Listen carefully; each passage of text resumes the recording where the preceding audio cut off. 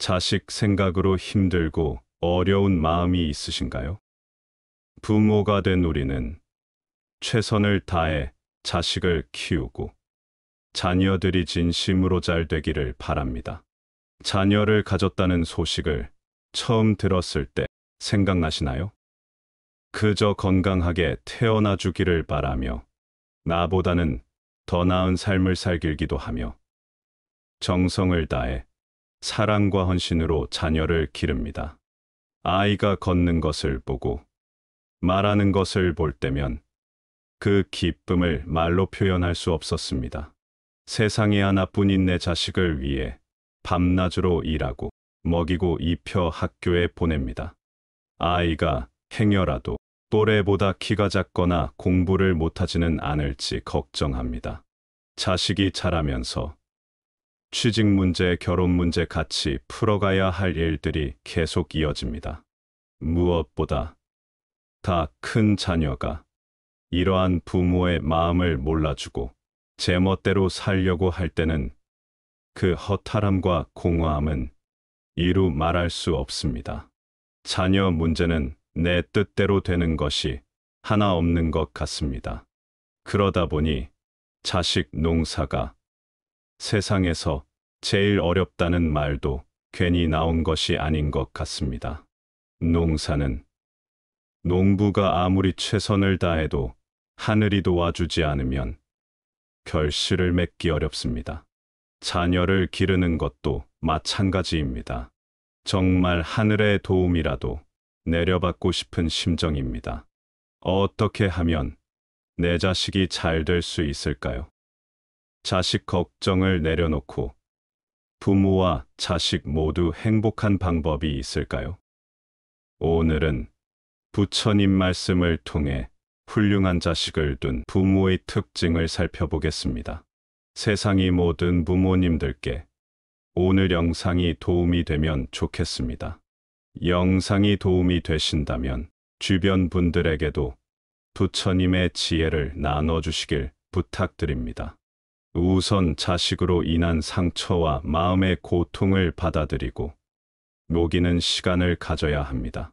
잠시 지난 시간을 돌아볼까요? 우리는 그저 평범한 보통의 사람들이 살듯이 하루하루 성실하게 살고자 했습니다.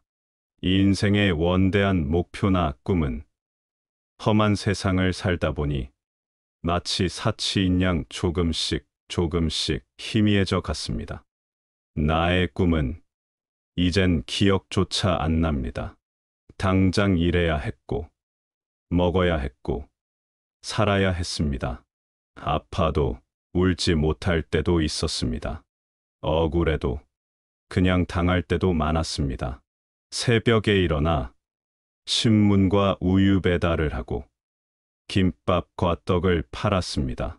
우여곡절 끝에 같은 힘든 시절 속에 만나 연애도 하고 결혼도 했습니다. 그렇게 자식도 태어났습니다. 일하러 나가야 하는데 울음소리에 밤잠을 못 자고 기저귀를 갈아주며 달래주고 분유도 먹였습니다. 어느덧 내 인생은 없어진 것 같고 나의 삶은 오로지 자녀를 위해 사는 것 같았습니다. 돈을 벌어도 나를 위해 쓸 수 없었고 그저 아이를 위해 죽어라 일했습니다. 그렇게 세상에 하나뿐인 내 자녀를 길렀습니다. 단지 나보다는 잘 되길 바라는 마음으로, 나보다는 행복했으면 하는 마음으로 말입니다.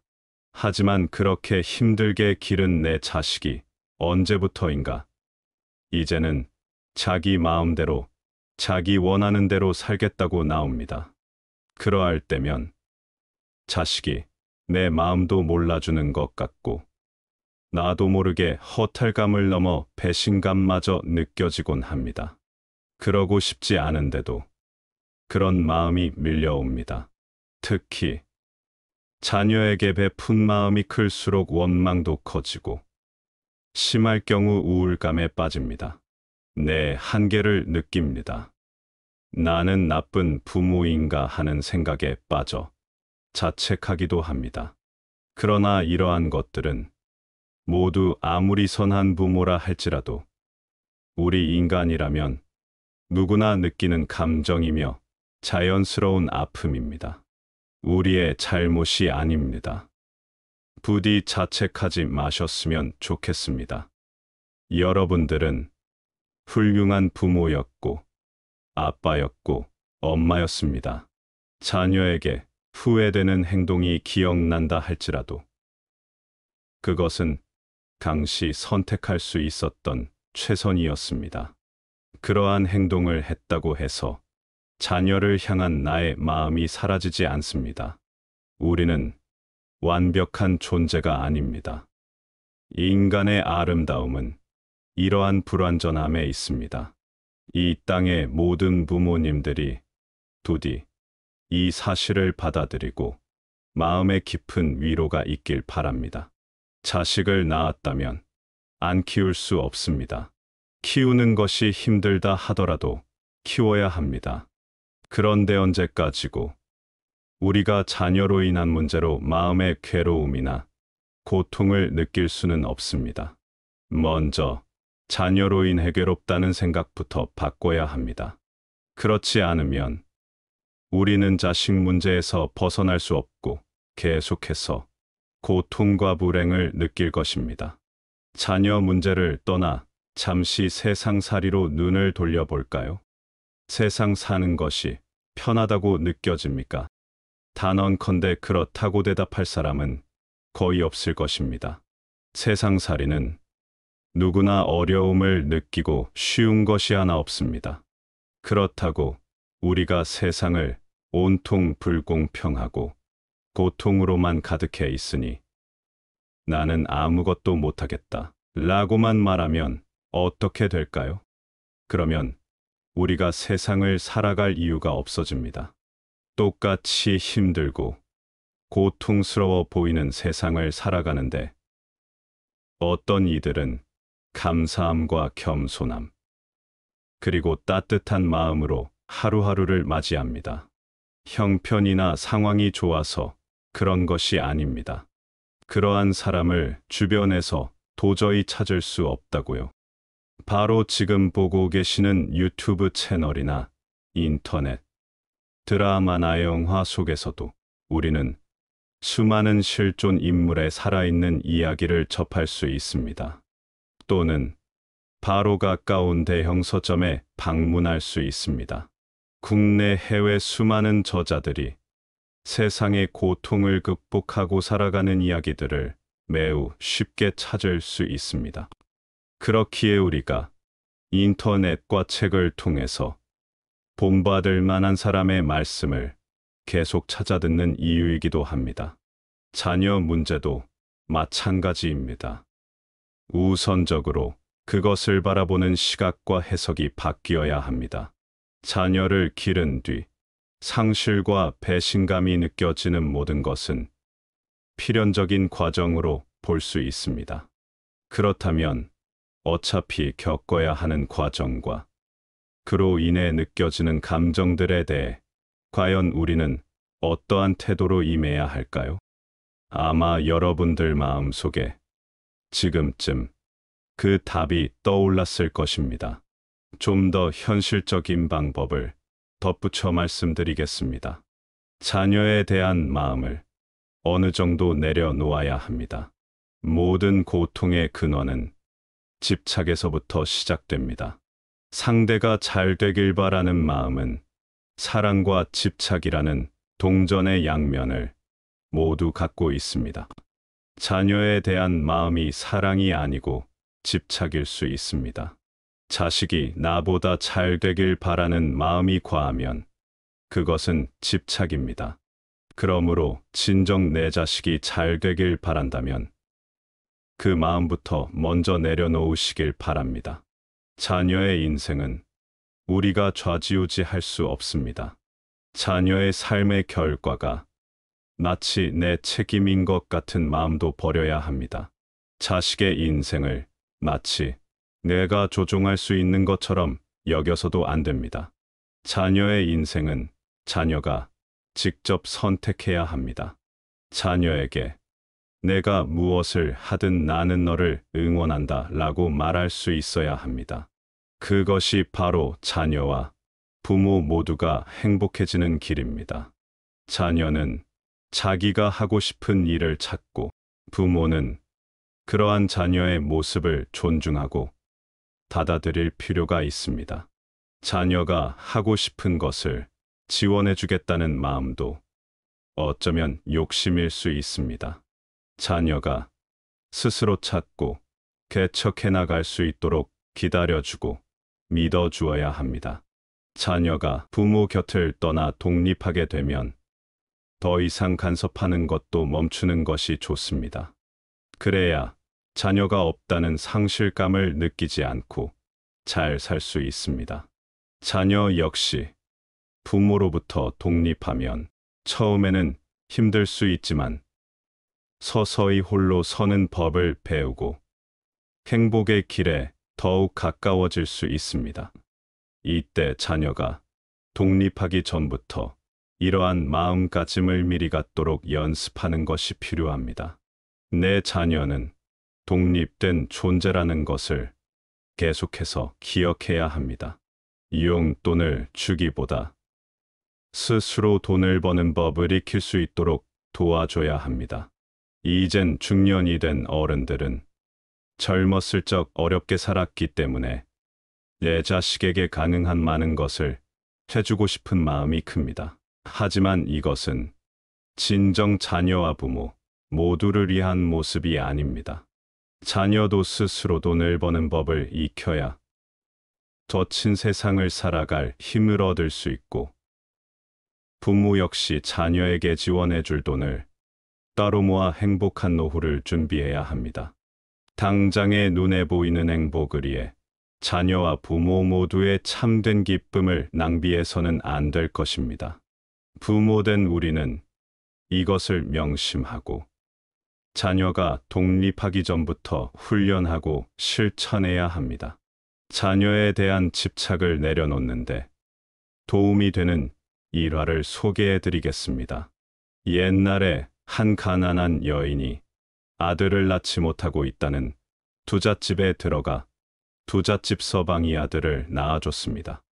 자녀를 기르는 것이 쉽진 않았지만 건강하게 자라나는 아이의 모습을 보며 정성으로 자녀를 돌봤습니다. 그러던 어느 날 자녀가 어린 나이에 불치병에 걸려 죽게 됩니다. 그로 인해 여인은 상상할 수 없는 상실감에 빠집니다. 그녀는 자녀를 향한 마음이 워낙 컸기에 아들의 죽음을 받아들이지 못했고 시신을 묻어주지도 못한 채 죽은 아들의 죽음을 끌어안고 밤마다 소리쳐 울었습니다. 이러한 여인의 모습을 안타깝게 본 현인이 마을 너머 깊은 산 속에 살고 있는 한 노승을 여인에게 소개해주며 그를 찾아가 볼 것을 권합니다. 여인은 지푸라기라도 잡고 싶은 심정으로 죽은 아들의 죽음을 끌어안고 노승을 찾아갔습니다. 그녀는 노승 앞에 엎드려 아들을 살려달라고 소리쳐 울었습니다. 노승은 여인을 지그시 바라보며 다음과 같이 말했습니다. 울고 있는 여인이여, 자녀를 몸에서 내려놓고 일어나 지금 다시 마을로 돌아가라. 그리고 마을에서 사람이 죽은 적 없는 집을 찾아 그 집에서 저자씨 한 움큼을 얻어와라. 여인은 그렇게 하면 노승이 아들을 살려줄 것 같아 즉시 일어나 아들을 내려놓고 마을로 달려갔습니다. 첫 번째 집에 들어가 이 집에 사람이 한 번도 죽지 않았는지 조심히 물었습니다. 집에서 나온 이는 얼마 전 할아버님께서 돌아가셨다며 문물을 훔쳤습니다. 여인은 두 번째 집을 방문했습니다. 그곳에서는 몇 주 전 할머님께서 돌아가셨다고 말했습니다. 여인은 세 번째 집을 방문하였으나 이번엔 몇 해 전에 아버지가 돌아가셨다는 대답을 듣게 됩니다. 여인은 이후로도 마을 내 여러 곳 다른 집들을 찾아가 물었으나 사람이 죽지 않은 집을 발견할 수는 없었습니다. 낙심한 여인은 마지막으로 한 번만 더 찾아보자는 마음으로 마지막 집으로 들어가 물었습니다. 그러나 돌아오는 대답은 다음과 같았습니다. 여보쇼, 사람이 죽지 않는 집이 과연 어디 있겠소? 죽은 내 딸이 생각나는구려. 그제서야 여인은 큰 깨달음을 얻었습니다. 어떤 집에서도 죽지 않은 사람을 찾을 수는 없구나. 사람은 누구나 죽는구나. 내 아들도 그렇게 죽은 거구나. 죽는 시기만 다를 뿐 이 땅에 태어난 모든 사람은 다 죽는데 나는 내 아들에 대한 생각에만 사로잡혀 고통에 빠져 있었구나. 죽음은 비록 슬프지만 세상 모든 이들이 겪는 보편적인 삶의 과정이구나. 그때 비로소 여인은 아들에 대한 고통의 마음과 집착에서 벗어날 수 있었습니다. 자녀의 죽음이라는 엄청난 고통과 집착마저도 생각의 전환으로 깨달음을 얻으면 더 이상 고통이 되지 않고 자유를 얻을 수 있습니다. 더불어 부모는 자기만의 건전한 취미 생활을 반드시 마련해야 합니다. 이것은 자녀와 함께 살고 있을 때도 유용하며 나중에 자녀가 떠나갔을 때도 매우 유익한 삶의 자산이 됩니다. 자기만의 즐거운 취미거리가 있으면 자녀에 대한 고민과 걱정을 쏟느라 낭비되는 시간과 에너지를 막을 수 있습니다. 내가 좋아하는 일이 있으면 사람은 기본적으로 그것을 가장 먼저 생각하고 집중하게 됩니다. 내가 관심을 쏟을 만한 일이 없으니 자녀와 같이 타인에게 신경 쓸 거리가 생기는 것입니다. 자녀는 자녀가 좋아하는 것을 찾아 하도록 두십시오. 마찬가지로 부모도 먼저 자기가 좋아하는 일을 찾아서 해야 합니다. 운동, 등산, 독서, 텃밭 가꾸기, 인터넷 배우기, 사진 찍기, SNS 채널 운영 등 중년 이후에 할 수 있는 건전하고 즐거운 취미거리는 무궁무진합니다. 나중에 노년을 맞이했을 때도 누구보다 건강하게 즐거운 인생을 살아야 하지 않을까요? 그렇다면 미리 중년 시절부터 인생 취미를 빨리 찾아야 합니다. 더 이상 자녀 문제로 걱정할 시간도 없도록 말이죠. 내 마음을 다스리고 내면을 가꾸는 훈련을 해야 합니다. 가장 좋은 방법은 아침 일찍 일어나 먼저 나를 위한 시간을 주기적으로 갖는 겁니다. 하루 시작을 타인에 대한 걱정으로 시작하고 싶은 사람은 없습니다. 그러기 위해서는 세상의 소리를 잠시 닫고 내 마음에 나를 위한 양식을 채워 넣어야 합니다. 일어나자마자 물 한 잔을 마십시오. 그리고 간단히 세면을 마치고 조용한 장소를 정해 현인의 말씀을 듣거나 독서를 한 뒤 짧게라도 명상하는 시간을 가져야 합니다. 이렇게 나를 위한 시간을 의도적으로 마련해야 걱정과 불안이 침투할 틈을 막을 수 있습니다. 오늘의 깨달음이 내일까지 지속되리란 보장이 없습니다. 그러므로 매일매일 자신을 위한 시간을 반드시 마련하고 적어도 100일 동안 목표를 세워 실천해 보십시오. 어떠한 습관을 만들기 위해선 최소 100일의 꾸준한 실천이 필요하다는 연구 결과가 있습니다. 처음에는 5분씩, 그리고 10분씩, 20분씩, 30분까지 조금씩 늘려갑니다. 책은 읽고 싶은 아무 책을 선택하면 됩니다. 많이 읽을 필요도 없습니다. 처음엔 한 장만 읽어도 됩니다. 우리가 운동을 할 때도 처음부터 무거운 중량을 들 수 없듯이 무엇이든 처음 시작할 때는 가벼운 마음가짐으로 가볍게 시작하시기 바랍니다. 이렇게 할 때 자녀 문제로 인한 괴로움에서 벗어날 수 있을 뿐만 아니라 소중한 내 인생을 되찾을 수 있습니다. 부모로서 자녀에게 줄 수 있는 가장 값진 선물은 부모부터 삶에 대한 자유로운 태도로 행복한 인생을 사는 모습을 보여주는 것입니다. 자식에 대한 사랑과 집착의 양면성을 늘 기억하십시오. 자신의 마음을 점검하고 스스로를 챙겨야 합니다. 모든 상황은 그대로이지만 이전과 달리 괴롭지 않고 조금씩 변화하는 자신을 발견할 것입니다. 그렇게 내가 변할 때 자녀도 뭔가를 느낄 것입니다. 이것이 바로 고통을 고통으로 여기지 않고 자유를 누리는 해탈의 길입니다. 좀 더 쉬운 용어로 행복이라고 표현하겠습니다. 극락 세계를 가지 않아도 지금의 우리 현실에서 분명히 누릴 수 있는 것들입니다. 세상이 고통스러워 보이고 자녀 문제도 해결되지 않을 것 같아 보일 때 다시 한번 오늘의 부처님의 말씀을 기억해 주십시오. 실패해도 좋습니다. 다시 듣고 다시 일어나면 됩니다. 누구나 한 번에 잘 되는 사람은 없습니다. 눈에 보이는 일을 이루어낼 때도 여러 번의 도전과 실패를 반복한 끝에 완성됩니다. 하물며 눈에 보이지 않는 내면의 싸움을 승리로 이끌기까지는 더 많은 도전과 실패가 수반될 것입니다. 그때마다 마음의 심지를 굳건히 붙잡고 함께 다시 시작합시다.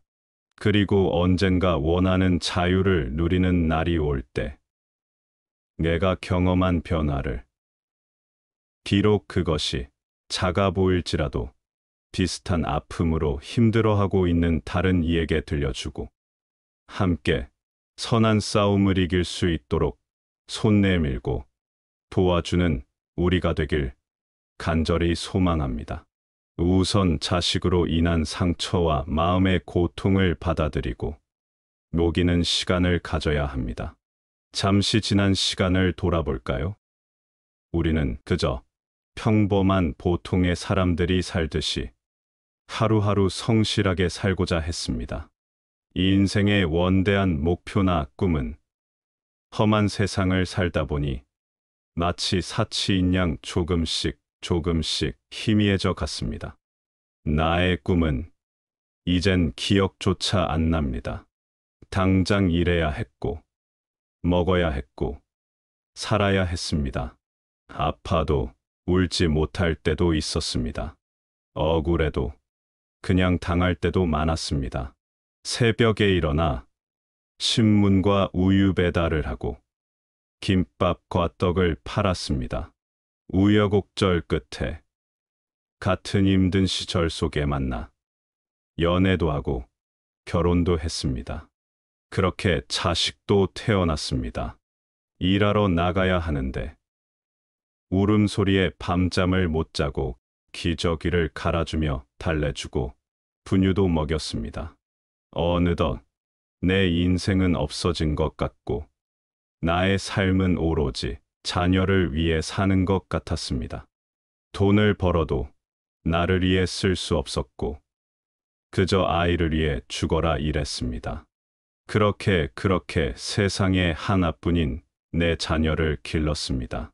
단지 나보다는 잘 되길 바라는 마음으로, 나보다는 행복했으면 하는 마음으로 말입니다. 하지만 그렇게 힘들게 기른 내 자식이 언제부터인가 이제는 자기 마음대로, 자기 원하는 대로 살겠다고 나옵니다. 그러할 때면 자식이 내 마음도 몰라주는 것 같고 나도 모르게 허탈감을 넘어 배신감마저 느껴지곤 합니다. 그러고 싶지 않은데도 그런 마음이 밀려옵니다. 특히 자녀에게 베푼 마음이 클수록 원망도 커지고 심할 경우 우울감에 빠집니다. 내 한계를 느낍니다. 나는 나쁜 부모인가 하는 생각에 빠져 자책하기도 합니다. 그러나 이러한 것들은 모두 아무리 선한 부모라 할지라도 우리 인간이라면 누구나 느끼는 감정이며 자연스러운 아픔입니다. 우리의 잘못이 아닙니다. 부디 자책하지 마셨으면 좋겠습니다. 여러분들은 훌륭한 부모였고 아빠였고 엄마였습니다.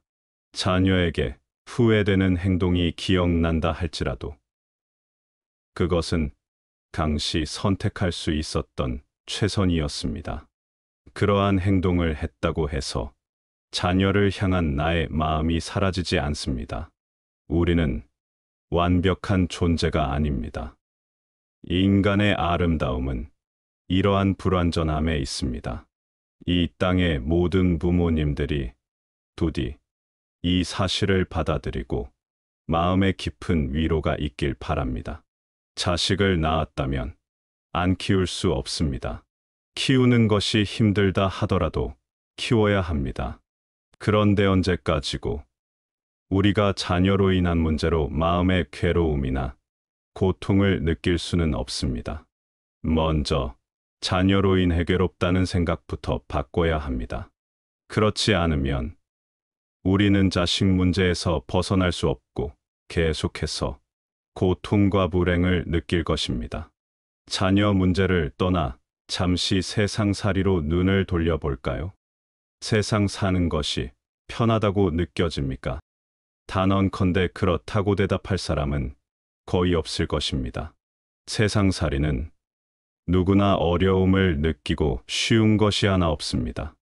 그렇다고 우리가 세상을 온통 불공평하고 고통으로만 가득해 있으니 나는 아무것도 못하겠다 라고만 말하면 어떻게 될까요? 그러면 우리가 세상을 살아갈 이유가 없어집니다. 똑같이 힘들고 고통스러워 보이는 세상을 살아가는데 어떤 이들은 감사함과 겸손함, 그리고 따뜻한 마음으로 하루하루를 맞이합니다. 형편이나 상황이 좋아서 그런 것이 아닙니다. 그러한 사람을 주변에서 도저히 찾을 수 없다고요. 바로 지금 보고 계시는 유튜브 채널이나 인터넷, 드라마나 영화 속에서도 우리는 수많은 실존 인물의 살아있는 이야기를 접할 수 있습니다. 또는 바로 가까운 대형 서점에 방문할 수 있습니다. 국내 해외 수많은 저자들이 세상의 고통을 극복하고 살아가는 이야기들을 매우 쉽게 찾을 수 있습니다. 그렇기에 우리가 인터넷과 책을 통해서 본받을 만한 사람의 말씀을 계속 찾아듣는 이유이기도 합니다. 자녀 문제도 마찬가지입니다. 우선적으로 그것을 바라보는 시각과 해석이 바뀌어야 합니다. 자녀를 기른 뒤 상실과 배신감이 느껴지는 모든 것은 필연적인 과정으로 볼 수 있습니다. 그렇다면 어차피 겪어야 하는 과정과 그로 인해 느껴지는 감정들에 대해 과연 우리는 어떠한 태도로 임해야 할까요? 아마 여러분들 마음속에 지금쯤 그 답이 떠올랐을 것입니다. 좀 더 현실적인 방법을 덧붙여 말씀드리겠습니다.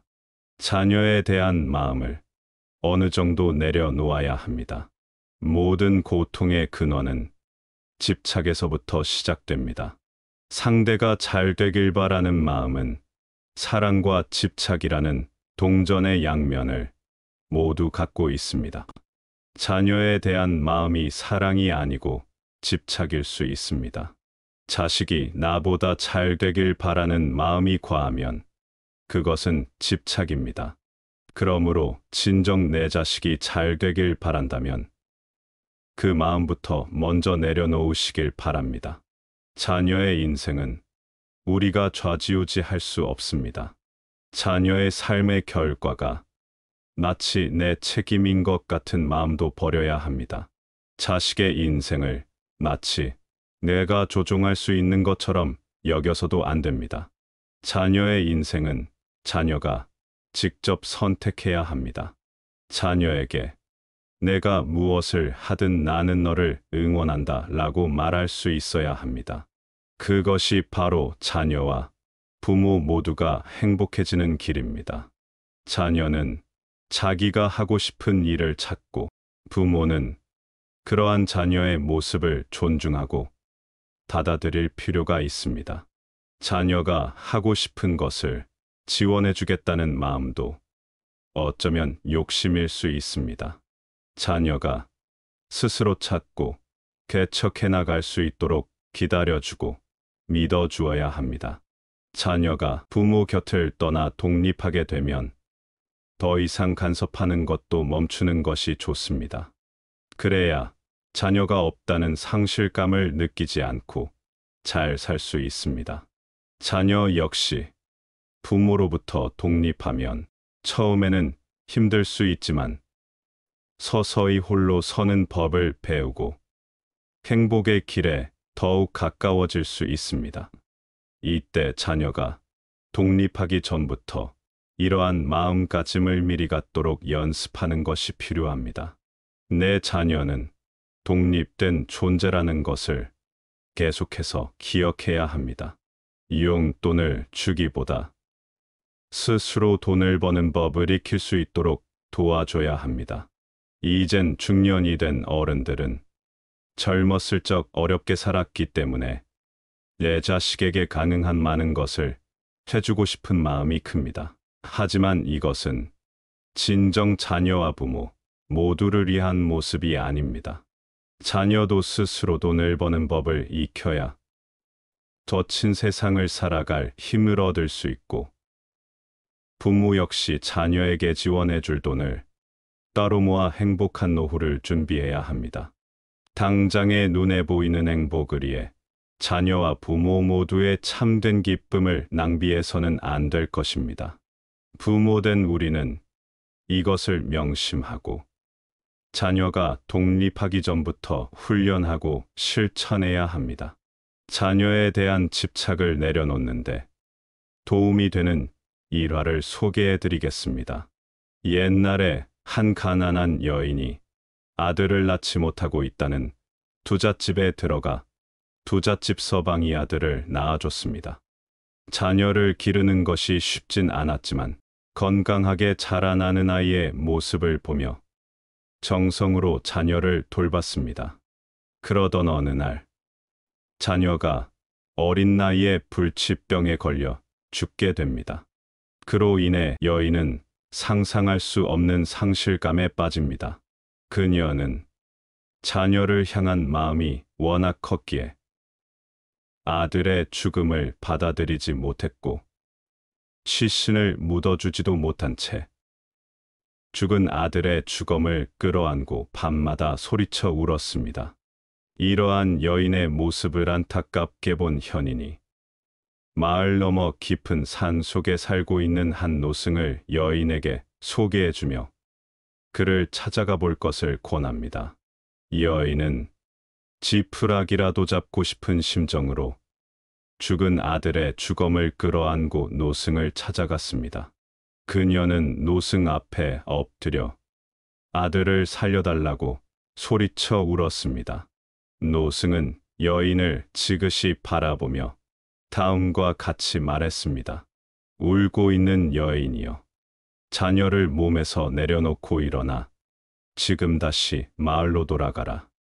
그리고 마을에서 사람이 죽은 적 없는 집을 찾아 그 집에서 저자씨 한 움큼을 얻어와라. 여인은 그렇게 하면 노승이 아들을 살려줄 것 같아 즉시 일어나 아들을 내려놓고 마을로 달려갔습니다. 첫 번째 집에 들어가 이 집에 사람이 한 번도 죽지 않았는지 조심히 물었습니다. 집에서 나온 이는 얼마 전 할아버님께서 돌아가셨다며 문물을 훔쳤습니다. 여인은 두 번째 집을 방문했습니다. 그곳에서는 몇 주 전 할머님께서 돌아가셨다고 말했습니다. 여인은 세 번째 집을 방문하였으나 이번엔 몇 해 전에 아버지가 돌아가셨다는 대답을 듣게 됩니다. 이 여인은 이후로도 마을 내 여러 곳 다른 집들을 찾아가 물었으나 사람이 죽지 않은 집을 발견할 수는 없었습니다. 낙심한 여인은 마지막으로 한 번만 더 찾아보자는 마음으로 마지막 집으로 들어가 물었습니다.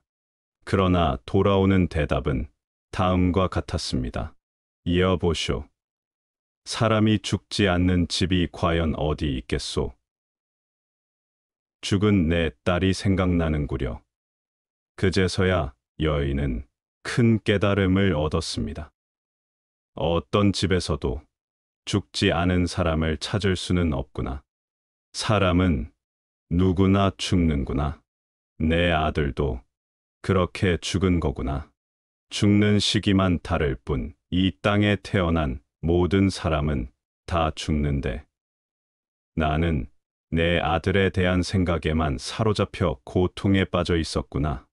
죽음은 비록 슬프지만 세상 모든 이들이 겪는 보편적인 삶의 과정이구나. 그때 비로소 여인은 아들에 대한 고통의 마음과 집착에서 벗어날 수 있었습니다. 자녀의 죽음이라는 엄청난 고통과 집착마저도 생각의 전환으로 깨달음을 얻으면 더 이상 고통이 되지 않고 자유를 얻을 수 있습니다. 더불어 부모는 자기만의 건전한 취미 생활을 반드시 마련해야 합니다. 이것은 자녀와 함께 살고 있을 때도 유용하며 나중에 자녀가 떠나갔을 때도 매우 유익한 삶의 자산이 됩니다. 자기만의 즐거운 취미거리가 있으면 자녀에 대한 고민과 걱정을 쏟느라 낭비되는 시간과 에너지를 막을 수 있습니다. 내가 좋아하는 일이 있으면 사람은 기본적으로 그것을 가장 먼저 생각하고 집중하게 됩니다. 내가 관심을 쏟을 만한 일이 없으니 자녀와 같이 타인에게 신경 쓸 거리가 생기는 것입니다. 자녀는 자녀가 좋아하는 것을 찾아 하도록 두십시오. 마찬가지로 부모도 먼저 자기가 좋아하는 일을 찾아서 해야 합니다. 운동, 등산, 독서, 텃밭 가꾸기, 인터넷 배우기, 사진 찍기, SNS 채널 운영 등 중년 이후에 할 수 있는 건전하고 즐거운 취미거리는 무궁무진합니다. 나중에 노년을 맞이했을 때도 누구보다 건강하게 즐거운 인생을 살아야 하지 않을까요? 그렇다면 미리 중년 시절부터 인생 취미를 빨리 찾아야 합니다. 더 이상 자녀 문제로 걱정할 시간도 없도록 말이죠. 내 마음을 다스리고 내면을 가꾸는 훈련을 해야 합니다. 가장 좋은 방법은 아침 일찍 일어나 먼저 나를 위한 시간을 주기적으로 갖는 겁니다. 하루 시작을 타인에 대한 걱정으로 시작하고 싶은 사람은 없습니다. 그러기 위해서는 세상의 소리를 잠시 닫고 내 마음에 나를 위한 양식을 채워 넣어야 합니다. 일어나자마자 물 한 잔을 마십시오. 그리고 간단히 세면을 마치고 조용한 장소를 정해 현인의 말씀을 듣거나 독서를 한 뒤 짧게라도 명상하는 시간을 가져야 합니다. 이렇게 나를 위한 시간을 의도적으로 마련해야 걱정과 불안이 침투할 틈을 막을 수 있습니다. 오늘의 깨달음이 내일까지 지속되리란 보장이 없습니다. 그러므로 매일매일 자신을 위한 시간을 반드시 마련하고 적어도 100일 동안 목표를 세워 실천해 보십시오. 어떠한 습관을 만들기 위해선 최소 100일의 꾸준한 실천이 필요하다는 연구 결과가 있습니다. 처음에는 5분씩, 그리고 10분씩, 20분씩, 30분까지 조금씩 늘려갑니다. 책은 읽고 싶은 아무 책을 선택하면 됩니다. 많이 읽을 필요도 없습니다. 처음엔 한 장만 읽어도 됩니다.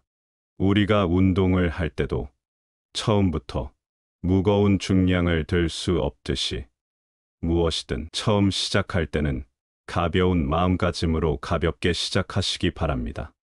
이렇게 할 때 자녀 문제로 인한 괴로움에서 벗어날 수 있을 뿐만 아니라 소중한 내 인생을 되찾을 수 있습니다. 부모로서 자녀에게 줄 수 있는 가장 값진 선물은 부모부터 삶에 대한 자유로운 태도로 행복한 인생을 사는 모습을 보여주는 것입니다. 자식에 대한 사랑과 집착의 양면성을 늘 기억하십시오. 자신의 마음을 점검하고 스스로를 챙겨야 합니다. 모든 상황은 그대로이지만 이전과 달리 괴롭지 않고 조금씩 변화하는 자신을 발견할 것입니다. 그렇게 내가 변할 때 자녀도 뭔가를 느낄 것입니다. 이것이 바로 고통을 고통으로 여기지 않고 자유를 누리는 해탈의 길입니다. 좀 더 쉬운 용어로 행복이라고 표현하겠습니다. 극락 세계를 가지 않아도 지금의 우리 현실에서 분명히 누릴 수 있는 것들입니다. 세상이 고통스러워 보이고 자녀 문제도 해결되지 않을 것 같아 보일 때 다시 한번 오늘의 부처님의 말씀을 기억해 주십시오. 실패해도 좋습니다. 다시 듣고 다시 일어나면 됩니다. 누구나 한 번에 잘 되는 사람은 없습니다. 눈에 보이는 일을 이루어낼 때도 여러 번의 도전과 실패를 반복한 끝에 완성됩니다. 하물며 눈에 보이지 않는 내면의 싸움을 승리로 이끌기까지는 더 많은 도전과 실패가 수반될 것입니다. 그때마다 마음의 심지를 굳건히 붙잡고 함께 다시 시작합시다.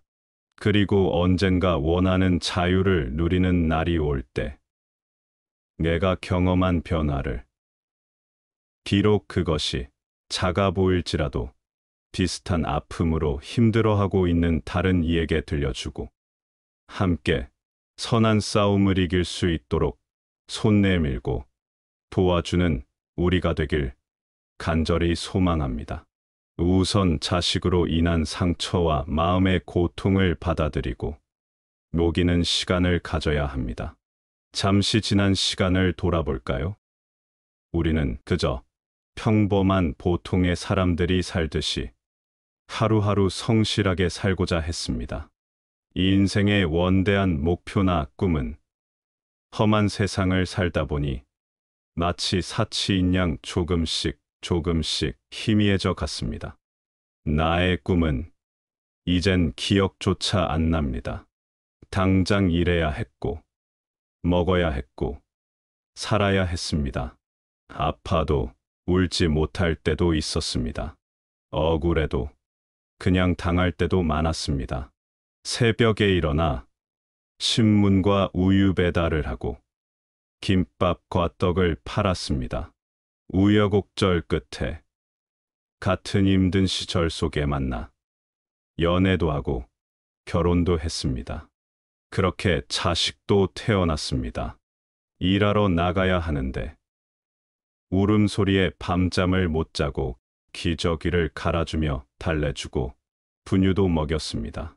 어느덧 내 인생은 없어진 것 같고 나의 삶은 오로지 자녀를 위해 사는 것 같았습니다.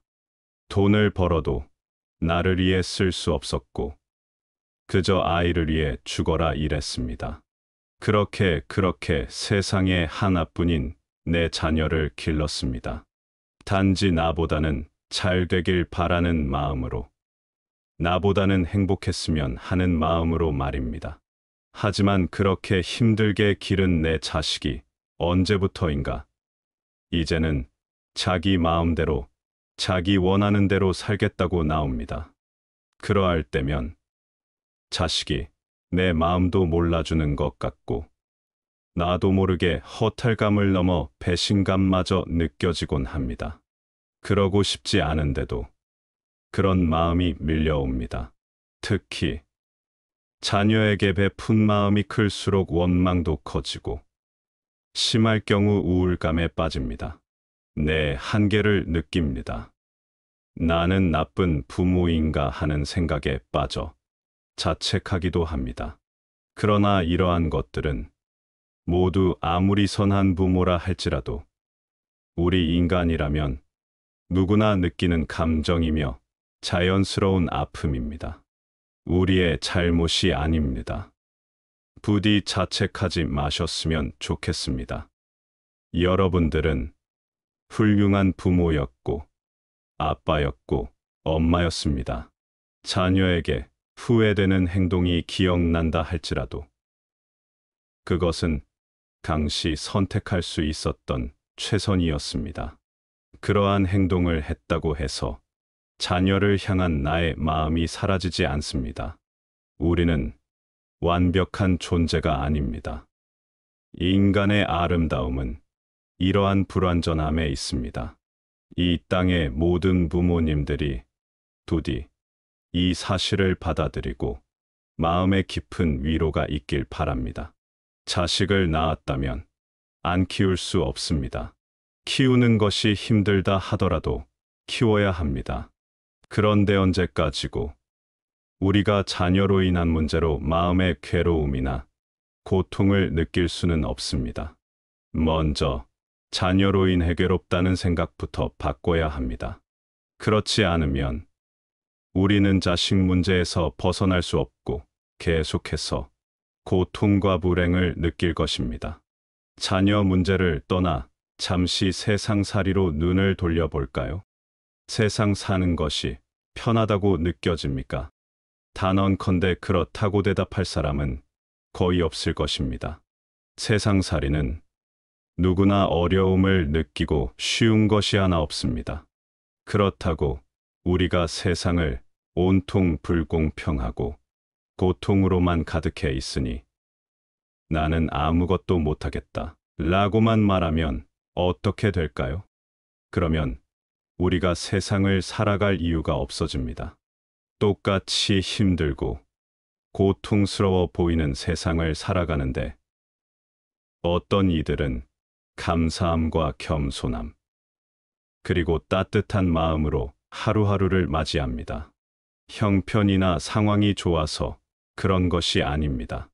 그러한 사람을 주변에서 도저히 찾을 수 없다고요. 바로 지금 보고 계시는 유튜브 채널이나 인터넷, 드라마나 영화 속에서도 우리는 수많은 실존 인물의 살아있는 이야기를 접할 수 있습니다. 또는 바로 가까운 대형 서점에 방문할 수 있습니다. 국내 해외 수많은 저자들이 세상의 고통을 극복하고 살아가는 이야기들을 매우 쉽게 찾을 수 있습니다. 그렇기에 우리가 인터넷과 책을 통해서 본받을 만한 사람의 말씀을 계속 찾아듣는 이유이기도 합니다. 자녀 문제도 마찬가지입니다. 우선적으로 그것을 바라보는 시각과 해석이 바뀌어야 합니다. 자녀를 기른 뒤 상실과 배신감이 느껴지는 모든 것은 필연적인 과정으로 볼 수 있습니다. 그렇다면 어차피 겪어야 하는 과정과 그로 인해 느껴지는 감정들에 대해 과연 우리는 어떠한 태도로 임해야 할까요? 아마 여러분들 마음속에 지금쯤 그 답이 떠올랐을 것입니다. 좀 더 현실적인 방법을 덧붙여 말씀드리겠습니다. 자녀에 대한 마음을 어느 정도 내려놓아야 합니다. 모든 고통의 근원은 집착에서부터 시작됩니다. 상대가 잘 되길 바라는 마음은 사랑과 집착이라는 동전의 양면을 모두 갖고 있습니다. 자녀에 대한 마음이 사랑이 아니고 집착일 수 있습니다. 자식이 나보다 잘 되길 바라는 마음이 과하면 그것은 집착입니다. 그러므로 진정 내 자식이 잘 되길 바란다면 그 마음부터 먼저 내려놓으시길 바랍니다. 자녀의 인생은 우리가 좌지우지할 수 없습니다. 자녀의 삶의 결과가 마치 내 책임인 것 같은 마음도 버려야 합니다. 자식의 인생을 마치 내가 조종할 수 있는 것처럼 여겨서도 안 됩니다. 자녀의 인생은 자녀가 직접 선택해야 합니다. 자녀에게 내가 무엇을 하든 나는 너를 응원한다 라고 말할 수 있어야 합니다. 그것이 바로 자녀와 부모 모두가 행복해지는 길입니다. 자녀는 자기가 하고 싶은 일을 찾고 부모는 그러한 자녀의 모습을 존중하고 받아들일 필요가 있습니다. 자녀가 하고 싶은 것을 지원해 주겠다는 마음도 어쩌면 욕심일 수 있습니다. 자녀가 스스로 찾고 개척해 나갈 수 있도록 기다려주고 믿어주어야 합니다. 자녀가 부모 곁을 떠나 독립하게 되면 더 이상 간섭하는 것도 멈추는 것이 좋습니다. 그래야 자녀가 없다는 상실감을 느끼지 않고 잘 살 수 있습니다. 자녀 역시 부모로부터 독립하면 처음에는 힘들 수 있지만 서서히 홀로 서는 법을 배우고 행복의 길에 더욱 가까워질 수 있습니다. 이때 자녀가 독립하기 전부터 이러한 마음가짐을 미리 갖도록 연습하는 것이 필요합니다. 내 자녀는 독립된 존재라는 것을 계속해서 기억해야 합니다. 용돈을 주기보다 스스로 돈을 버는 법을 익힐 수 있도록 도와줘야 합니다. 이젠 중년이 된 어른들은 젊었을 적 어렵게 살았기 때문에 내 자식에게 가능한 많은 것을 해주고 싶은 마음이 큽니다. 하지만 이것은 진정 자녀와 부모 모두를 위한 모습이 아닙니다. 자녀도 스스로 돈을 버는 법을 익혀야 거친 세상을 살아갈 힘을 얻을 수 있고 부모 역시 자녀에게 지원해 줄 돈을 따로 모아 행복한 노후를 준비해야 합니다. 당장의 눈에 보이는 행복을 위해 자녀와 부모 모두의 참된 기쁨을 낭비해서는 안 될 것입니다.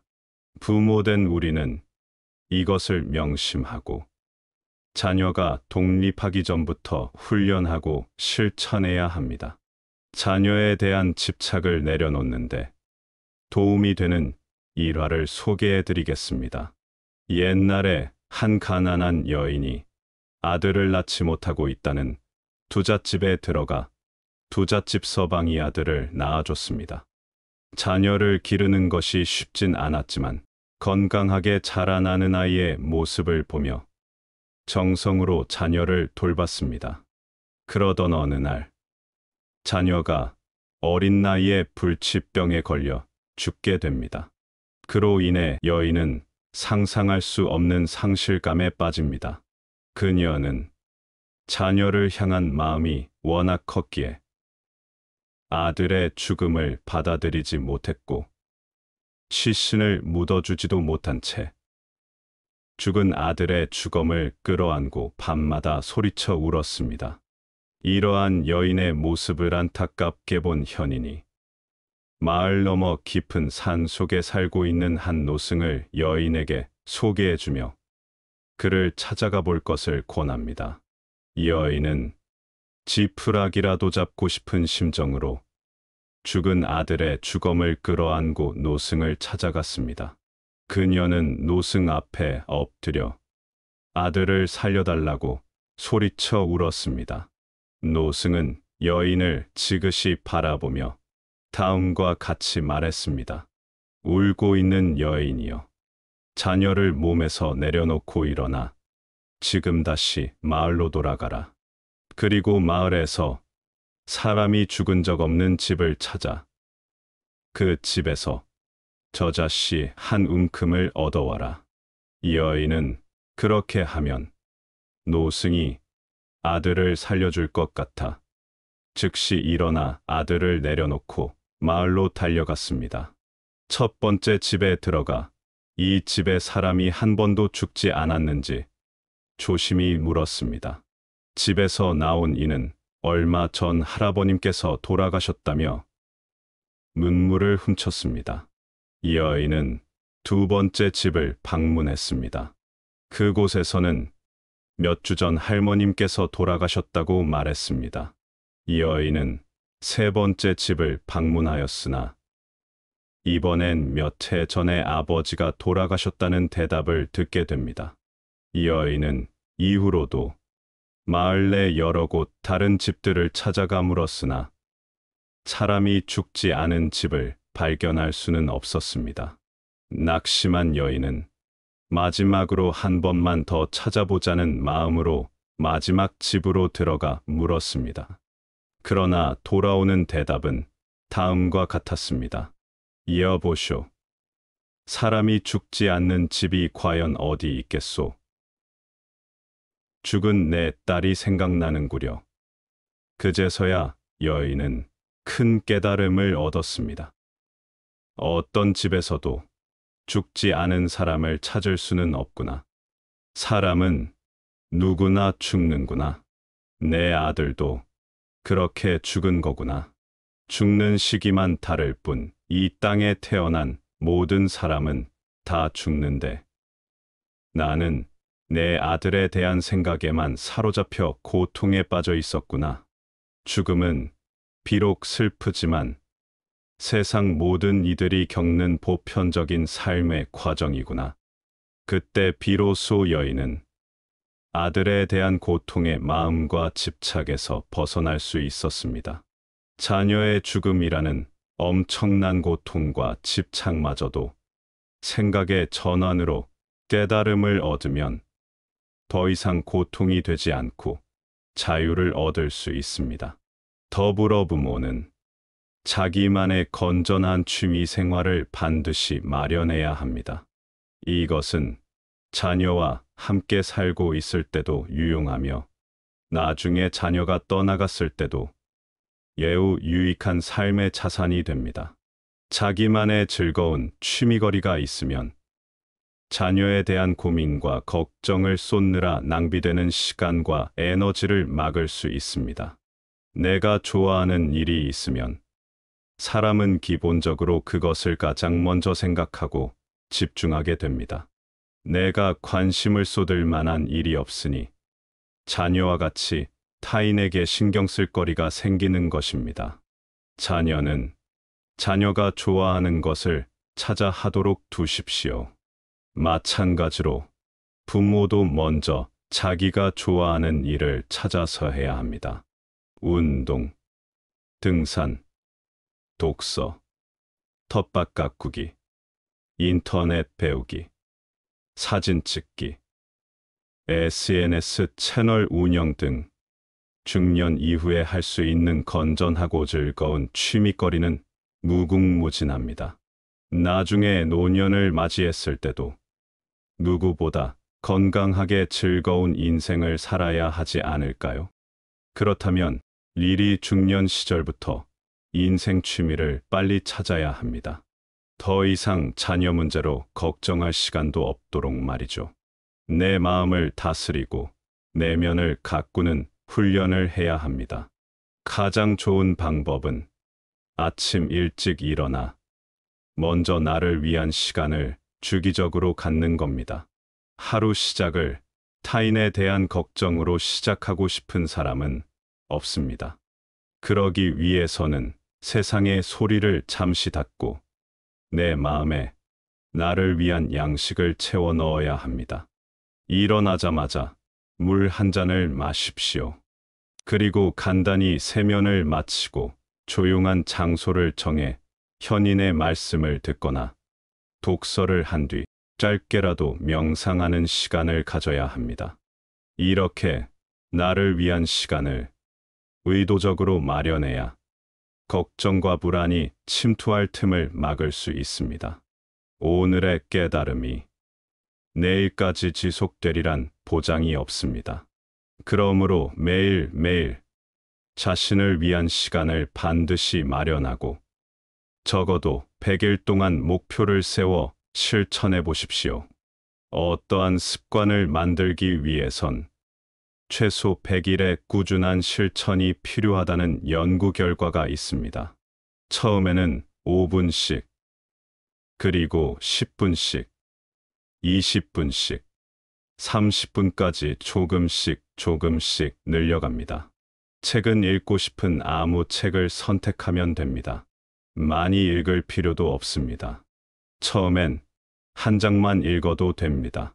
우리가 운동을 할 때도 처음부터 무거운 중량을 들 수 없듯이 무엇이든 처음 시작할 때는 가벼운 마음가짐으로 가볍게 시작하시기 바랍니다. 이렇게 할 때 자녀 문제로 인한 괴로움에서 벗어날 수 있을 뿐만 아니라 소중한 내 인생을 되찾을 수 있습니다. 부모로서 자녀에게 줄 수 있는 가장 값진 선물은 부모부터 삶에 대한 자유로운 태도로 행복한 인생을 사는 모습을 보여주는 것입니다. 자식에 대한 사랑과 집착의 양면성을 늘 기억하십시오. 자신의 마음을 점검하고 스스로를 챙겨야 합니다. 모든 상황은 그대로이지만 이전과 달리 괴롭지 않고 조금씩 변화하는 자신을 발견할 것입니다. 그렇게 내가 변할 때 자녀도 뭔가를 느낄 것입니다. 이것이 바로 고통을 고통으로 여기지 않고 자유를 누리는 해탈의 길입니다. 좀 더 쉬운 용어로 행복이라고 표현하겠습니다. 극락 세계를 가지 않아도 지금의 우리 현실에서 분명히 누릴 수 있는 것들입니다. 세상이 고통스러워 보이고 자녀 문제도 해결되지 않을 것 같아 보일 때 다시 한번 오늘의 부처님의 말씀을 기억해 주십시오. 실패해도 좋습니다. 다시 듣고 다시 일어나면 됩니다. 누구나 한 번에 잘 되는 사람은 없습니다. 눈에 보이는 일을 이루어낼 때도 여러 번의 도전과 실패를 반복한 끝에 완성됩니다.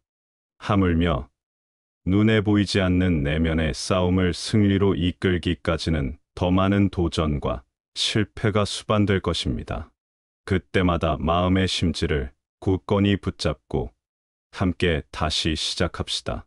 그리고 언젠가 원하는 자유를 누리는 날이 올 때 내가 경험한 변화를 비록 그것이 작아 보일지라도 비슷한 아픔으로 힘들어하고 있는 다른 이에게 들려주고 함께 선한 싸움을 이길 수 있도록 손 내밀고 도와주는 우리가 되길 간절히 소망합니다.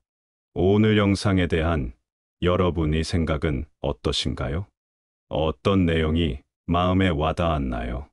오늘 영상이 도움이 되셨다면 구독과 좋아요 부탁드리며 여러분의 다양한 의견을 댓글로 남겨주세요. 영상 제작에 큰 힘이 됩니다. 구독을 통해 지혜로운 현인의 영상을 정기적으로 받아보실 수 있습니다.